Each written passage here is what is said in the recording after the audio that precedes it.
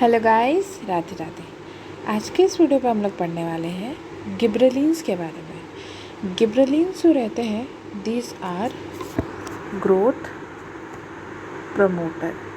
मतलब ये जो रहता है प्लांट का ग्रोथ के लिए रेस्पॉन्सिबल होंगे। ठीक है, जिस तरीके से auxin, gibberellin and cytokinin responsible है प्लांट का ग्रोथ के लिए, उसी तरीके से इनका काम रहता है सिर्फ और सिर्फ प्लांट का ग्रोथ कराना। That is why they are known as the growth promoters. तो हम लोग इसके बारे में पढ़ेंगे। इसका जो डिस्कवरी हुआ है that is by the E Kurosawa. ये डिस्कवर्ड हुआ था एक फंगल पैथोजन की तरह, जिसको हम लोग गिब्रेला फ्यूजिकोरिया बोलते हैं। ये नीट में बहुत ज़्यादा पूछे जाने वाला क्वेश्चन है। That is discovered in the fungal pathogen called Gibberella fusicoria. Next is discovered as bacon. ये जो रहता है बैकिन की तरह जो रहता है, ये डिस्कवर हुआ था। That is बैकिन जो रहता है, these are the foolish seedling of rice होता है, foolish seedling of rice। और बेसिकली ये जो फंगल पैथोजन है, इसको मतलब कि टेस्ट करने के लिए कि it is basically fungal or not, it is basically infecting the other plants or not, इसलिए इसको क्या किया गया था कि एक एक्सट्रैक्ट की तरह जो रहता है एक फंगल, ये कंफर्म करने के लिए कि एक फंगल पैथोजन है, इसको गिब्रेला फ्यूजिकोरिया को एक्सट्रैक्ट किया गया था एक फिल्ट्रेट की तरह फ्रॉम एक इन्फेक्टेड प्लांट से। और इन्फेक्टेड प्लांट से जब इसको एक्सट्रैक्ट किया गया, ठीक है, कंफर्म करने के लिए फंगल पैथोजन है कि नहीं, उसको फिर से क्या किया गया था, हेल्दी प्लांट में स्प्रे किया गया था। हेल्दी प्लांट में स्प्रे किया गया था। जब हेल्दी प्लांट में उसको स्प्रे किया गया तो देखा गया कि जो हेल्दी प्लांट है वो क्या हो गया, डिजीज्ड हो गया। ठीक है, दैट बिकम डिजीज्ड। ठीक है, इसलिए ये कंफर्म हो गया कि फंगल पैथोजन ही है जिसका नाम गिब्रेला फ्यूजिकोरिया। ठीक है, next is it consist of the gibberellic acid. ये जो रहता है, जिस तरीके से ऑक्सीजन जो रहता है उसमें भी एसिड ही कंसंट्रेशन रहता है, एसिड का ही कंसंट्रेशन डोमिनेंट रहता है, उसी तरीके से गिब्रेलिन में भी गिब्रेलिक एसिड ही डोमिनेंट होता है, जो कि आपका क्या होता है कि ग्रोथ काउज करता है। इसका जो रहता है कि 100 types of the gibberellic acid पाए जाते हैं, दैट इज़ GA1 GA2, इस तरीके से डिनोट करके विद द न्यूमेरिक वैल्यू इनको लिखा जाता है। Precursor of the gibberellic acid जो होता है वो एसिटाइल कोलिन है। ये पहले जो रहता है नीट के क्वेश्चंस में पूछा जाता था, अब नहीं पूछा जाता है, बट ये इम्पॉर्टेंट है कि प्रिकर्सर क्या है, that is acetyl choline. It is found in the internodes. ये जो रहता है ये इंटरनोड्स में पाया जाता है। अब इंटरनोड्स क्या होता है, मान लो कि this is a part of sugar cane. ठीक है, ये नोड है जहाँ से क्या होता है कि लीफ जो रहता है वो अराइज करता है। ठीक है,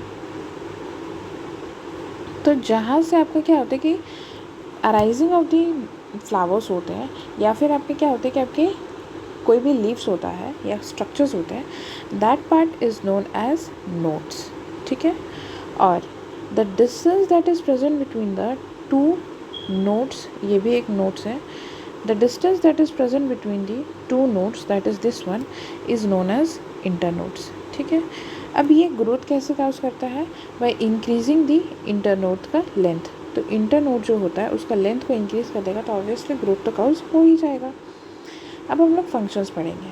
तो the very first functions of the gibberellic is growth by the cell elongation. ये सेल का क्या करता है, मान लीजिए ये सेल है, तो ये जो रहता है इलोंगेशन ऑफ द सेल करता है due to the acidic concentration increasing in the cell. In rosette plant it causes bolting. Bolting का मतलब क्या होता है कि sudden growth of the flowering shoot, जहाँ पे इंटर नोड जो रहता है वो कंडेंस कर जाते हैं और नोड्स जो रहता है वो वेरी क्लोज आ जाते हैं, जिसके कारण क्या होता है कि वो फ्लावरिंग शूट का जो रहता है ग्रोथ काउज करता है। ठीक है, ये बहुत ज़्यादा इंपॉर्टेंट क्वेश्चन है, ये भी नीट में जो है पूछा गया क्वेश्चन है। ठीक है, तो जो रोसेटिव प्लांट्स होते हैं सच एज आपके क्या होते हैं कि आपके कैबेज होता है और आपके बीटरूट होता है, उसमें क्या होता है कि इंटरनोड जो होते हैं वो बहुत ज़्यादा छोटे हो जाते हैं और नोड्स भी जो होते हैं वो कंप्रेस कर जाते हैं, वो जो रहता है very close to each other हो जाते हैं। नेक्स्ट इज इंटरनोड डेवलपमेंट के लिए रिस्पॉन्सिबल होता है। ये रोसेटी प्लांट्स में इंटरनोड को कंप्रेस करते हैं, लेकिन जब रेनी सीज़न आता है तो इंटरनोड का जो रहता है that is the elongations of the आपके क्या होते हैं कि आपके इंटरनोड्स होते हैं, इसके लिए ये रिस्पॉन्सिबल होता है, ठीक है। और ये जो रहता है इट ब्रेक्स द डॉर्मेसी।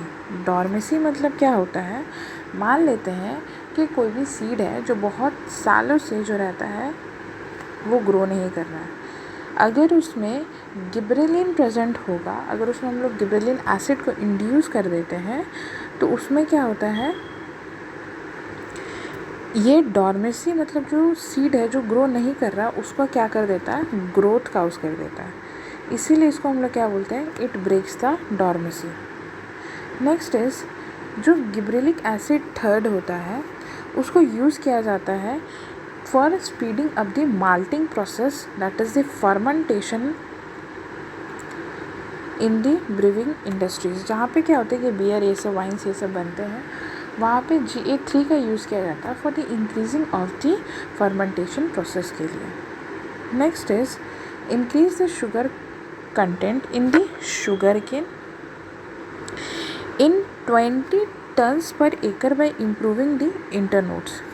तो ये क्या होता है कि इंटरनोड का इलोंगेशन के लिए रिस्पॉन्सिबल होता है, और अगर ये इंटरनोड का इलोंगेशन के लिए रिस्पॉन्सिबल होंगे तो वो प्लांट्स जिसमें इंटरनोड बहुत ज़्यादा वाइटल रोल प्ले कर रहा है उसमें तो इसका बहुत ज़्यादा यूज़ होगा इस ग्रोथ प्रमोटर का। तो बेसिक एग्जांपल जो है दैट इज़ शुगर केन, उसमें वो इंटरनोड को इंक्रीज़ कर देता है और उसका प्रोडक्शन कितना होता है 20 टन्स पर एकड़, ठीक है। डेवलपमेंट ऑफ मेल फॉर्मेशन, ये जो रहता है इट इज़ वेरी इंपॉर्टेंट, ये मेल फ्लावर का फॉर्मेशन में होता है, ये अजर्शन रीजन के क्वेश्चंस में नीट में पूछा जाता है। तो ये डेवलपमेंट ऑफ द मेल के फॉर्मेशन में, मेल फ्लावर के फॉर्मेशन में रिस्पॉन्सिबल होता है, और जो ऑक्सिन था that is responsible for the formation of the आपके क्या होते हैं कि आपके फीमेल के फॉर्मेशन में। नेक्स्ट क्या होता है, helps in improvement of flowers, जो फ्रूट्स होते हैं जो फ्लावर्स होते हैं such as example as pear and apples, इसमें उनका डेवलपमेंट जो रहता है ये काउज करता है।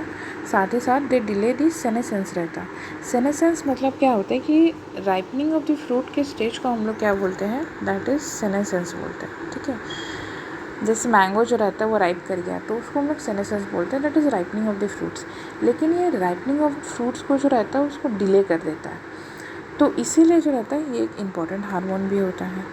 By spraying on the grapes it grows, तो ये जो रहता है कि आप ग्रेप्स में जो रहता है कि छिड़क दीजिए, ये जो रहता है इंक्रीज़ हो जाता है उसका विथ भी और उसका साइज़ भी।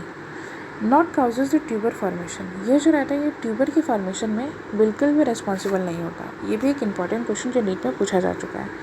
साथ ही साथ spraying juvenile conifers with GAS, मान लेते कोई भी स्ट्रेन है गिबरेलिन का, गिबरेलिक एसिड का, hastens the maturity period thus leading to early seeding production. तो ये क्या होता है कि जब आप स्प्रेइंग करते हो कोई भी गिबरेलिक एसिड का स्ट्रेन को, आप कोई भी गिबरेलिक एसिड का स्ट्रेन को जो रहता है स्प्रे करते हो जुवेनाइल कॉनिफर्स में, वो हैसन करता है मैच्योरिटी पीरियड को, ठीक है, मतलब कि इंक्रीज़ करता है मैच्योरिटी पीरियड को, जिसके कारण जो होता है कि अर्ली सीड का प्रोडक्शन होता है। So this is all for gibberellin. Thank you.